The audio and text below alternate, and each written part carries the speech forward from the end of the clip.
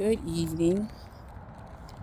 I just wanted to come make a video. Like I said before, making these videos are like therapy for me. But we're gonna talk about step parents part two because I know I touched on this briefly in another video. But I was watching this documentary about evil stepmoms, and there was a lady on there named Anita Smithley. You can go look her up. But there was a guy named Eric Klein, if I'm not mistaken. That was his name. I could be mistaken. But anyway, in 2003, he had lost his wife to a heart attack. And they had two kids. They had a son and a daughter. And he was just pretty much a single parent. He had been a single parent for a couple of years. So he thought that his kids needed a mother in their life. Now, I know this is a common thing with a lot of parents, thinking their kids need a mom or a dad, but you got to be really, really careful about bringing people into your children's lives. I can't stress that enough. You got to really, I mean, you should even go as far, in my opinion, you should even go as far as hiring a private investigator on this person. Seriously, that might sound extreme, but you just don't know. You just don't know people. And what they got, they're keeping away from you, or what they're hiding from you, what they got hidden in their closet. But anyway, so he starts dating this lady, Anita Smithy. Or it's either Smithley or Smithy. I think it's Smithy. But anyway, he starts dating her, and she had two kids. She had a son and a daughter as well.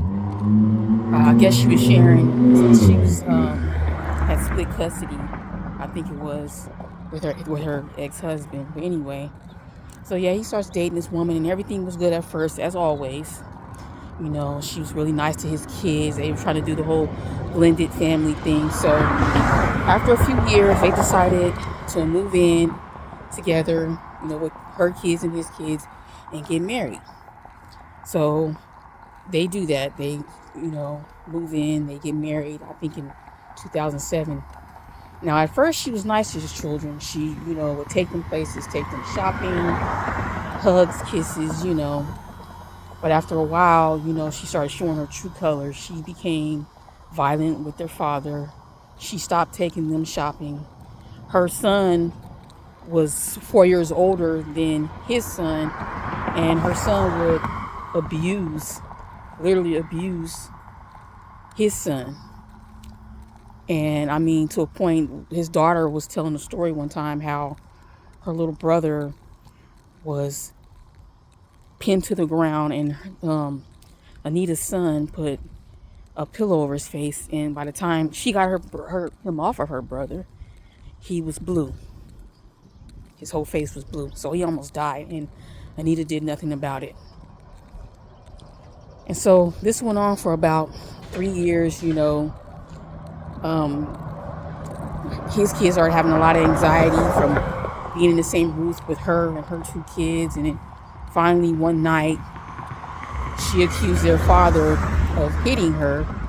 And so at that point, he had had enough after 3 years. So he decided they should get a divorce. Now, what transpires after this, I can't completely put the blame on Anita, because they had separated, and he cashed out his 401k and gave her the money so she can get her own place for her two kids. And she did. But he kept going back over there to her house, spending the night, hanging out with her. Now, if you're going through a divorce with somebody and all the problems that this woman has caused you and your children, and yet you're still going over there. And I see people do things like this all the time. I've seen it within my family. Like, what does it take for you to finally just throw in the towel and leave well enough alone and put your kids first and move on with your life? Like, what is it going to take? Seriously, what is it going to take? But anyway, long story long, I don't want to keep going on with this story. He ends up going to her house one night. Mind you, they were getting a divorce, but he kept going to her house. She wasn't going to his house. but he kept coming to her house. And she claimed self-defense, but anyway, she ended up killing him. She shot him. She stabbed herself, so that can go along with her self-defense story, and she ends up shooting him and killing him.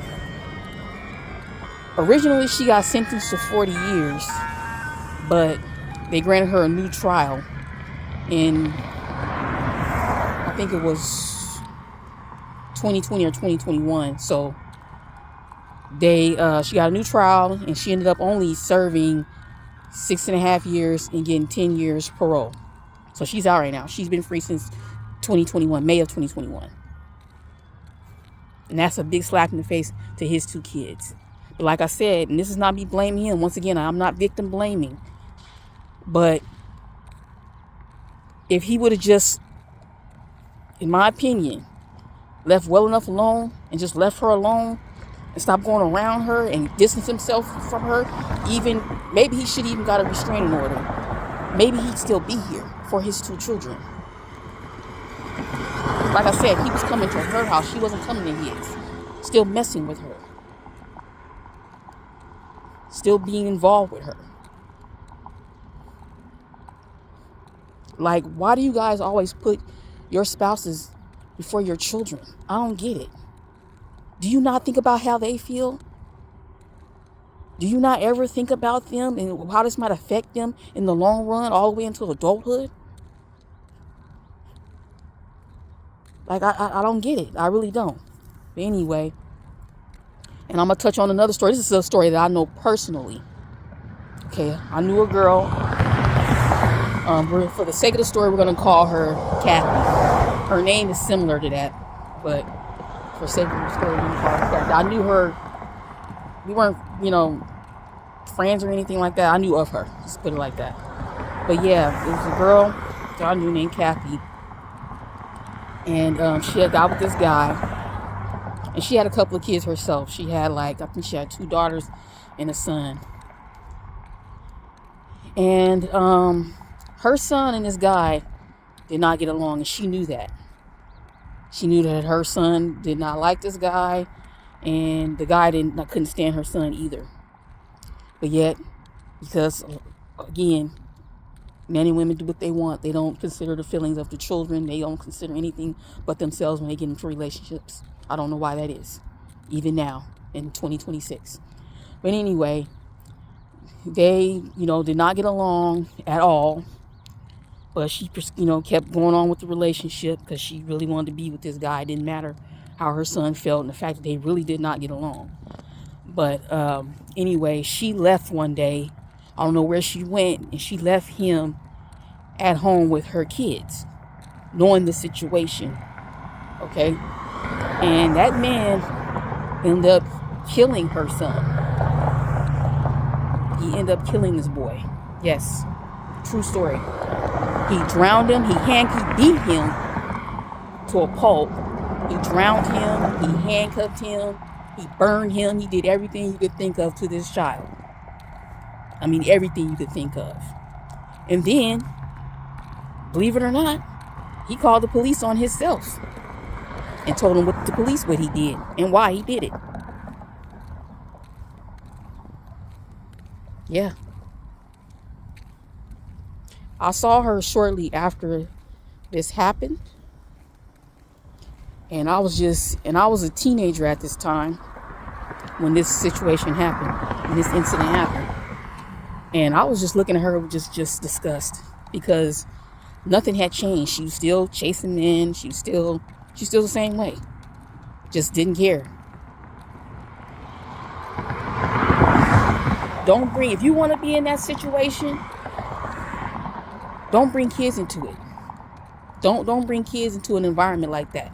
If you're that type of a person, that everything is about you, it's about how you feel, don't bring kids into that. Don't. Because it's not right. It's just not right. But anyway, that's all I wanted to say. I just want to come here and talk a little bit about that, because that hits close to home. And I see stories like this, evil stepmom, evil stepdads, and it's still happening. in 2026, and it shouldn't be. It shouldn't be, but it still does. Anyway, I'm out.